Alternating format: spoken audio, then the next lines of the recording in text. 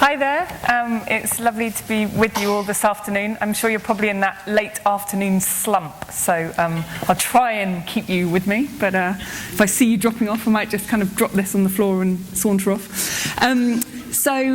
What I want to talk to you today is not so much about the work that I've done, but more just some reflections. I, as you just heard, worked for Christ Action for almost 10 years, many of those years as the executive director, and took the decision earlier on this year to leave, which was, for any of you who've run your own organisations, is one of the most important and hardest decisions that you ever have to take. It was definitely the right one for me in the organisation, but it's meant that I find myself here at Yale, along with the wonderful person that's going to speak after me, doing one of the fellowships, a world fellowship here. And so I'm in this incredibly privileged position of being able to take a step back and think about things and reflect.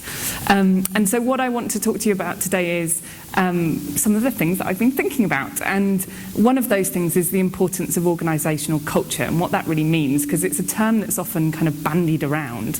But I want to try and extract for you some of the things that I have been led to conclude about what it is and why it's important, and crucially how you go about building it.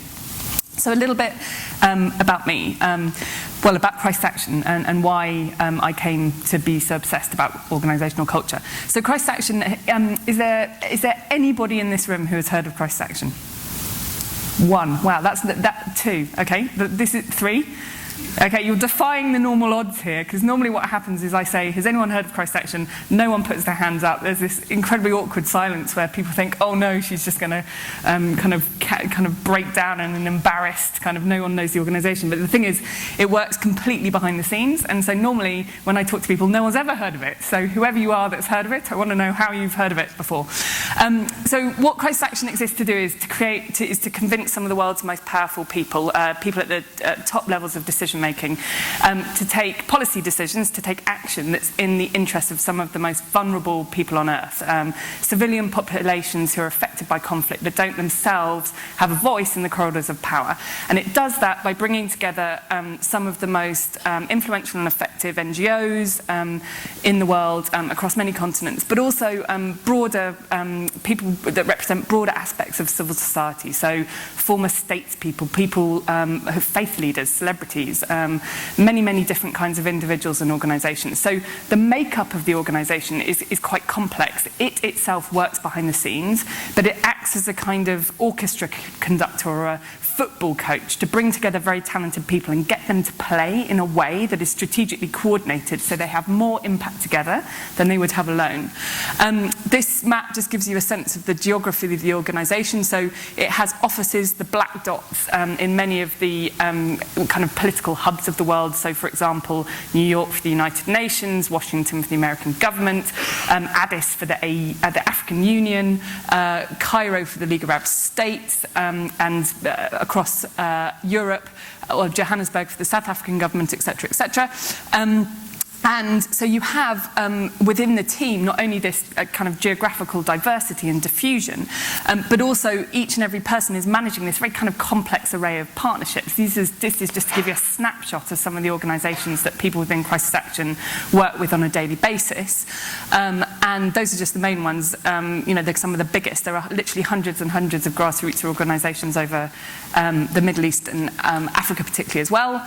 And these are some of the individuals that Christ Action collaborates with, again, completely behind the scenes, to bring into their advocacy campaigns at a certain moment where those particular voices can really cut through and make a difference in the corridors of power. So you see, everyone from Matt Damon to George Soros to Jan Egeland, who is actually the former chair of Christ Action and Under Secretary General of the United Nations under Kofi Annan, Edmund Yakani here, who is one of the most wonderful South Sudanese advocates, absolutely brilliant guy.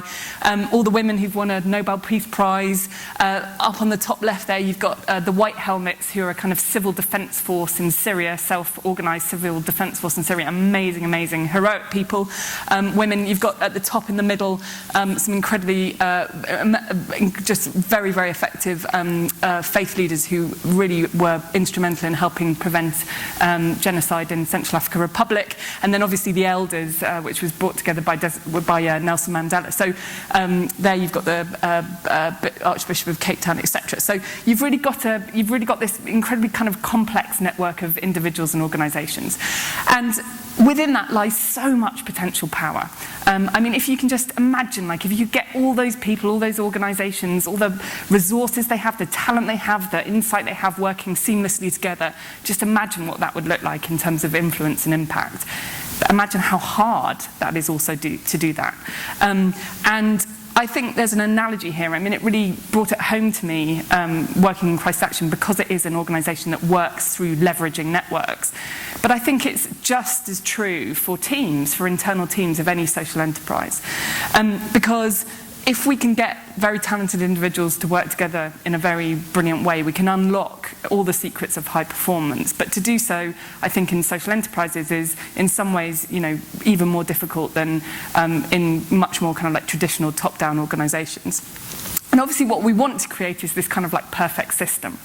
But all of us who've been involved in social enterprises know that it's never quite like that, is it? I mean, we all work in contexts of very, very high unpredictability, high complexity, the need for almost kind of like constant adaptation and evolution. And one of the things that I think is very particular, but maybe the gap I think is closing, as we heard a bit earlier in terms of like social enterprises and traditional business, is that you have individuals who come into this work because they are motivated by a higher sense of purpose, but that means that they require something very particular in their experience in everyday working life, and that is a repeated sense of agency. They want to know that by going into work every day, they are part of the solution to something. Their work, their effort is being translated not only into a cause, a mission, but into concrete progress towards that.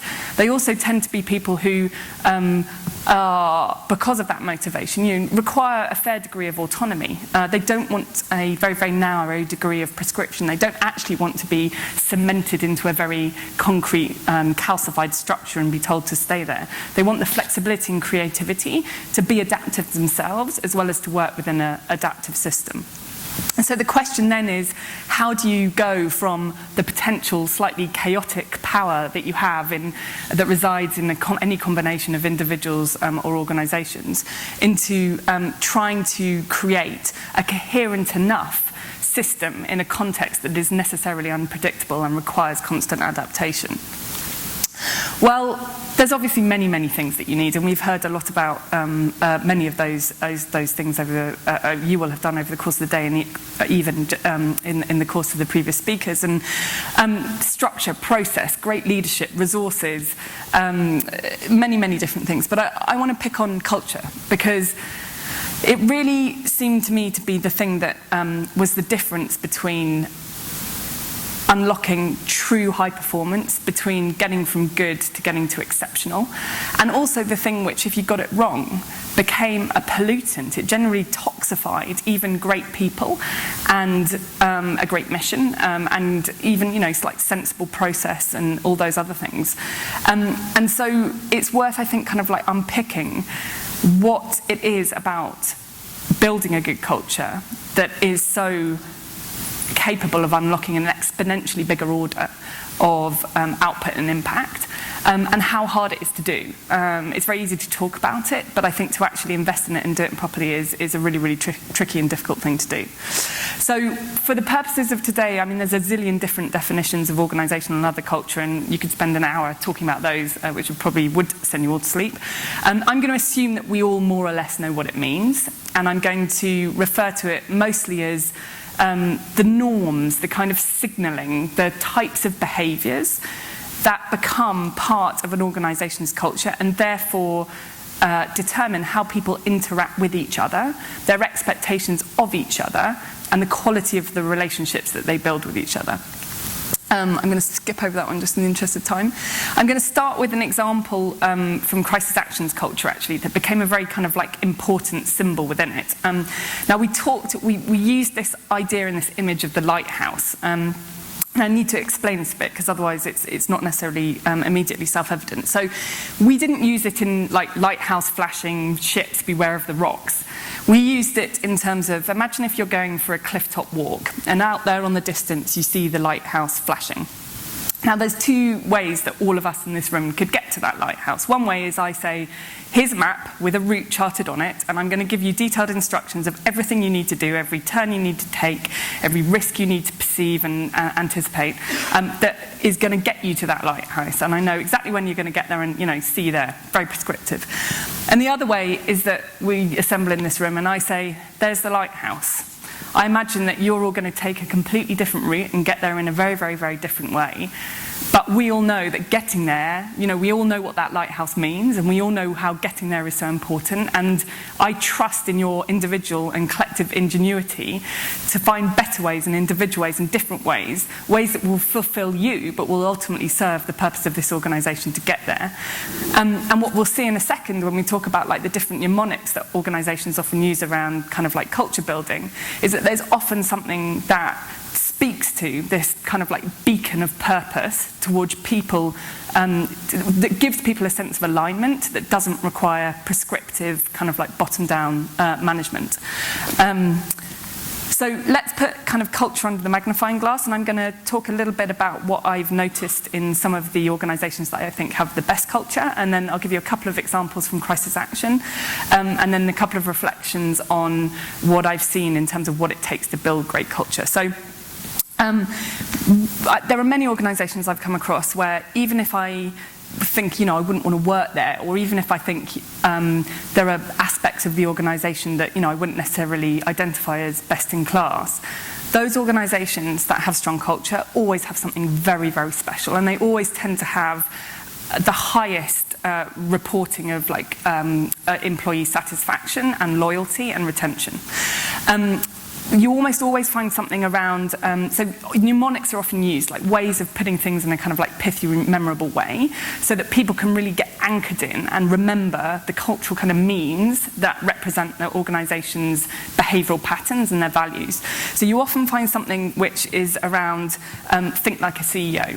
Obviously, only one person can be a CEO, but there's something very powerful about saying to people, when you take a decision, no matter if you are the receptionist or the head of R&D or indeed, like the CEO themselves, you need to be thinking for the entirety of this organisation. You need to be thinking for every individual member of your team, and you also need to be thinking in the interests of what will get us to the lighthouse, not what's best for you, not what's best for your project, not what's best for your geography.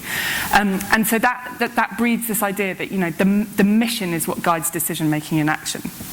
The second one that often comes up is around this idea of maximum initiative.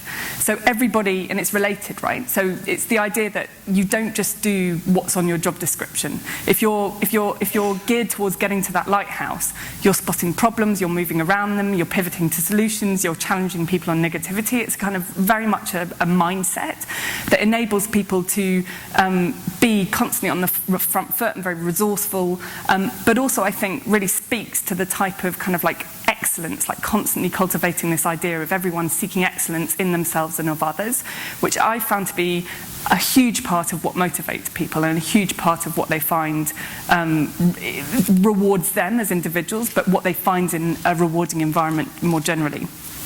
The third thing that you often see is about helping each other be exceptional. So again, this idea of, there's a lot of talk these days about like servant leadership, and I think Crisis Action is an interesting example of servant leadership because it works behind the scenes, and so it doesn't really have a public ego. It's there to enable others to be more effective because of the mission it wishes to pursue. And I think there's a very, very powerful part of organisational culture that comes alive when you say to people, we're not here to help you be excellent in order to achieve our mission. Our job is to help each other be excellent, to achieve excellence, because that's the way through which we unlock high performance, and through our high performance, we unlock the outcomes and the impact that we wish to see in the real world. And I think that sense of service to each other, as well as service to the ultimate goal of the organisation, again, is a huge act of kind of like solidarity and trust and support among the team. But also I think people really like this sense of higher purpose, not only in the change they want to see in the world, but in their conduct to each other. The fourth thing that you see in a lot of great cultures, I think, is this idea of being constantly learning, being in a constant state of adaptation. And this is where I think social enterprises can have the upper hand on many other different types of organisation.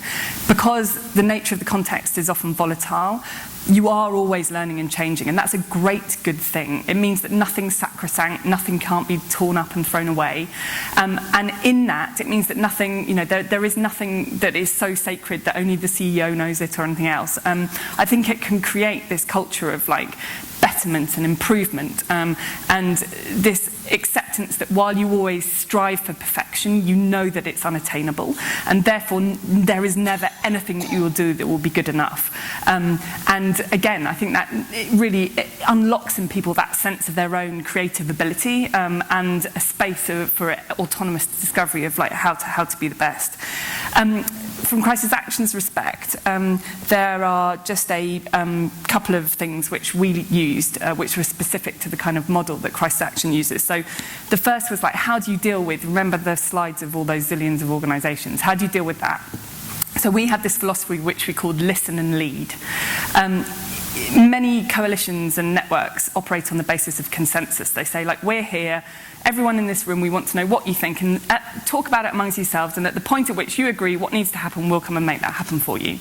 But what Crisis Action said was, we are going to listen to you because we believe that the expertise resides with you, but we're going to wait until we've heard all of that, and we're going to come back to you, this is the leadership role, and say this is what we believe the best blueprint for collective action will be.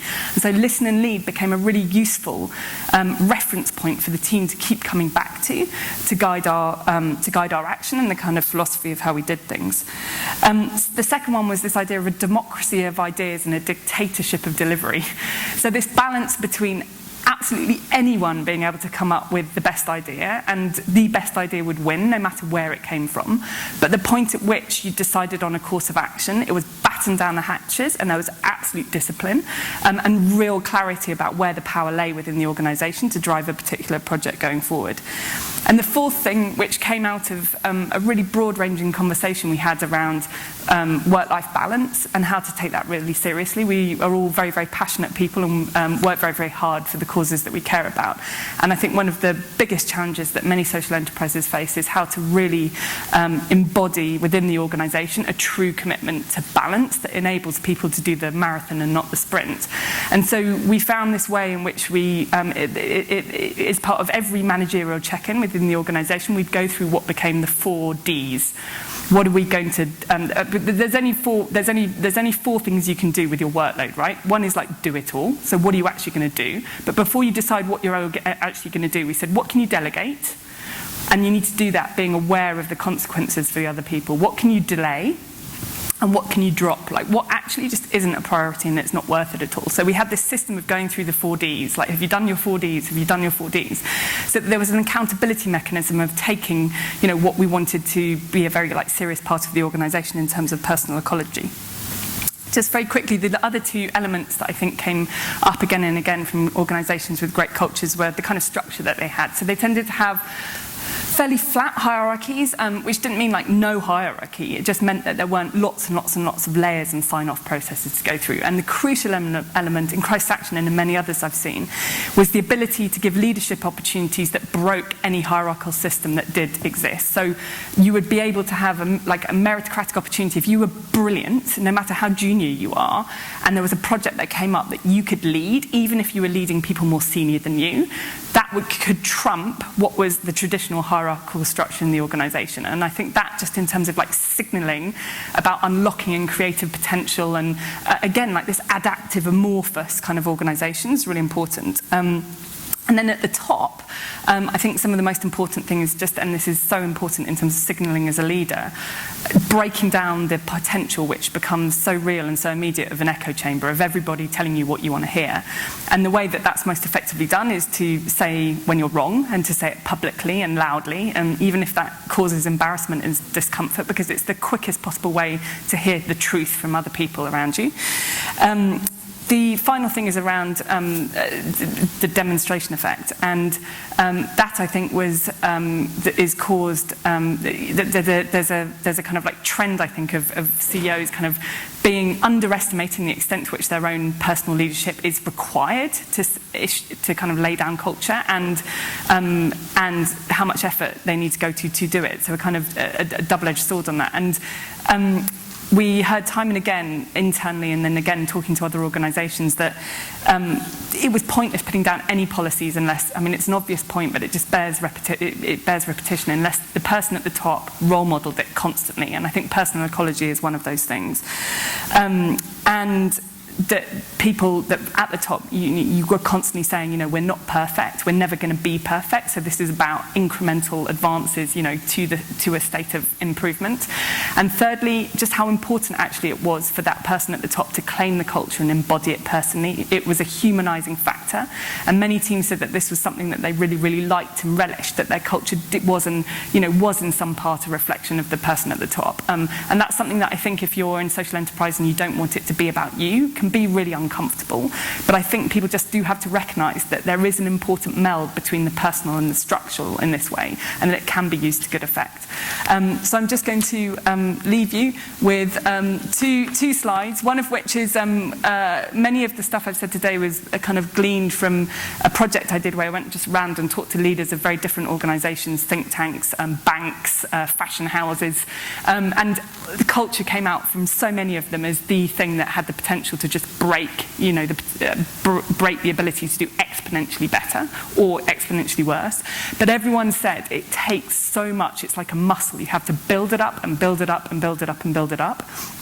And as you do that, you need to induct people in it. You need to be explicit about it. You need to design it. You need to come up with the mnemonics around it. You need to brief people on it. You need to drill it. You need to train people on it. Repetition, repetition, repetition. And you need to hold people accountable to it. It needs to be part of your accountability system in reviews and performance processes, so that people know this is not something flim-flam, fluffy stuff. Like, it's really about the heart and the roots of how you treat each other. And finally, that you need to, it needs to evolve as the organisation does too. So this is a picture of a beautiful English garden, and the point here is that, this is deliberately not a Monet. Culture isn't something that you paint once and stand back forever and admire your work of art, your masterpiece.